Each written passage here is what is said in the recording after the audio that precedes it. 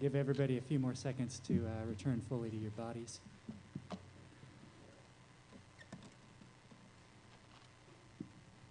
Thank you, Matthew, for your moving work and presence. Join me in thanking him again.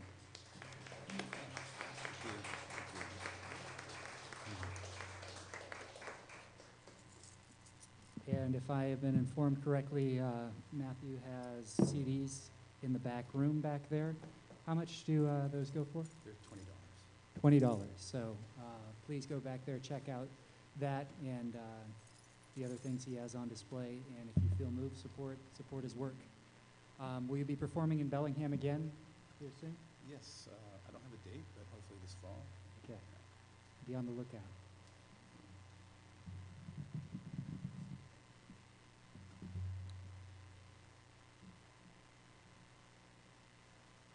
Bug bodhisattvas, followed around by a family of mountain goats as I clamber amongst these high rocks. Would like to think of myself as some modern-day alpine St. Francis of Assisi, but really, I just want to lick up my piss. No great meditations except that on bugs buzzing thick around my ears like muffs. Don't know how the yogis did it before the invention of DEET. Guess I know now why shamans find their ecstasy in shake. And until I achieve that perfect bliss without the assistance of central heat, I'll always feel like such a fake. Not a place for the transposition of scripture. Too much swatting for the calm, inspired calligraphic hand. Though up here it's difficult to record the maladies of man. The only human noise, that of an occasional jetliner, which is easy to mistake for mountains yawning. As their serrated spires pop my ceaseless bubble blow of thoughts, I do a slow circle dance to foil the swarming flies and make out the single written word they took 100 million years to etch. Hush.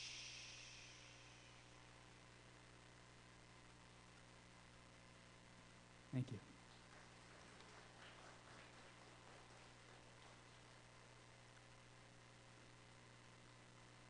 Our next speaker is Jeff Westcott from Sustainable Bellingham. Sustainable Bellingham is a 100% volunteer local organization that supports community building and resiliency through its various projects around Bellingham. It has been in existence since 2006 and organizes and supports projects involving urban agriculture, transportation, social justice, and self-awareness. Jeff Westcott is one of the core... One of the infamous windstorms of the winters in Bellingham. I have one of those 6-foot-high fences along the side of my yard, and it blew over. And prior to that, I'd know my neighbors just by waving to them over the top of the fence as we walked out to get our bikes to go to work or whatever. And I never really got to know them too well.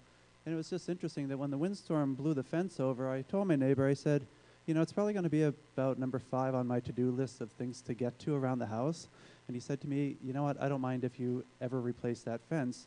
So I guess what came to mind was the barriers that we took down, and now we've really engaged a lot more in knowing one another. And I think that's symbolic of on a global level of what we need to do. We need to take down the barriers, I think, that are keeping one another from building the community, whether it's on a local scale or on a global scale. I think it's pretty interesting. Again, we're all alike, and we really have very little difference once you get to know the people amongst us that have these things that are not like us. So the point is, with Sustainable Bellingham, we're trying to build community just for the different projects that we're working with. Just this morning, we do bike repair up at the farmer's market. A few weeks ago, we took that a step further. We went out to the Lighthouse Mission just to help do bike repair for a lot of the residents over there. It's amazing how just a tiny difference. I mean, you think about it on the global scale, all of us, we all do a small part, but on a global level, I think it makes a tremendous difference. If all of us like-minded people do these things, I think we are going to make a huge difference, even though individually we really can't do a whole lot, but I think together we can do a tremendous amount. And it's amazing how you can just true someone's tire down at the Mission, and suddenly their bike is rideable. And I had a guy come up to me on the street. He's a guest there. He said, "Thanks so much. Now he can ride his bike to his job." Little things like that make a big difference, in my opinion, at least. And through supporting the alternative transportation, I think basically you can come down to the fact that we live in an environment or a world with diminishing resources and increasing people. So I think we have to build up our, I don't know, I guess you could say defense mechanisms as to how things are going to work in this as the planet continues to change. We are looking too to put an alternative fueling station up on Cornwall. The tentative place right now we're looking to sell some biodiesel. We're working with Whole Energy Fuels Corp, a local Bellingham distributor of biodiesel, to put a facility up there across from the school. Just different projects like that we're doing. We had the garden parties that we did this summer. Sometimes we had a handful of people. Other times we had 20 people that would come to people's houses. We'd actually turn their yards into gardens. We'd build raised beds, plant fruit trees, things along those lines. That was a lot of fun, actually. And again, that was community building. I don't know a whole lot about gardening, and people used to think I was some sage or something like that. And no pun intended. But I really learned a lot through gleaning this information off of these people. Bellingham has a tremendous wealth of knowledge that I was able to glean this information from people. And you know, grass clippings, as they say, are the nation's largest agricultural product that we generate, and they really don't have a whole lot of use, yet they have a tremendous drain on our resources. They impact our water supply, our fisheries. So we've got to deal with a lot of these issues like that. What better than to grow your own food? I mean, I always say people are always playing this Farm Bill game on Facebook. It's like, why can't you play real Farm Bill in real life and raise real chickens and grow your own potatoes and cabbage and things along those lines? So that's another project too. We predominantly support urban agriculture.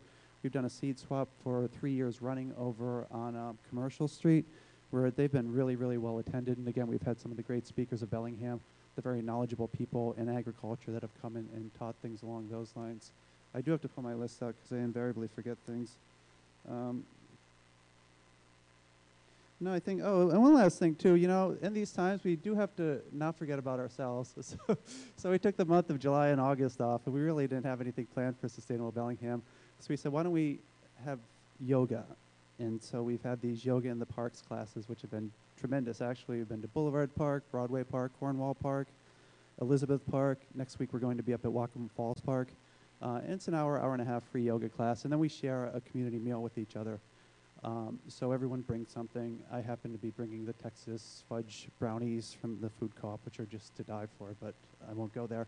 And the thing, just again, it's so many times you may go to a yoga class, you say hi, you say bye to people, but it's just nice to meet like-minded people by doing these different projects. And the same thing with the garden parties that I talked about. We would have the host, that was the one stipulation, the host would have to prepare a meal for us. So, and everybody came together after you garden for an hour and a half or so. We all came together and got to know one another. And I think that was tremendous fun, the things that we've done along those lines. So generally, that's it. I mean, we're like I said, like one of the many nonprofits in Bellingham, just trying to make a difference. And I think it's nice to be part of this, and I'm proud to be part of this community. I thought there was one other thing I was going to say, but oh yeah, our one mantra too is no more than one meeting per event. So we don't want to get bogged down in meetings. It's pretty funny if you've ever been to some organizations. I mean, they all make a tremendous difference, but we want it to be more action-oriented. We don't want to be mired in meetings and a lot of administrative, you know how it goes. So I guess I should end on a positive note, so let me think about it. But at any rate, I guess that's all I have to say. This is again, this is a tremendous community. I'm really proud to be part of this community, and I think in the position that we're in right now, I think I really feel very favorable about the future. I mean, we have to look at it. An author, and I've heard him speak a few times. He's out of Portland, Oregon. His name is Sharif Al-Basadi, I think. It's something along those lines, but he's a really incredible speaker. And I heard him speak here in Bellingham and down on Bainbridge Island. And one of his parts, one of his quotes from his book, to paraphrase it, he talks about, don't look at this changing world with a state of despair. We're seeing the breakdown of a lot of different systems, whether it's ecologically, politically, socially. We seem to be seeing a lot of breakdown of these things on the planet. Don't look at it in despair. Look at it as an opportunity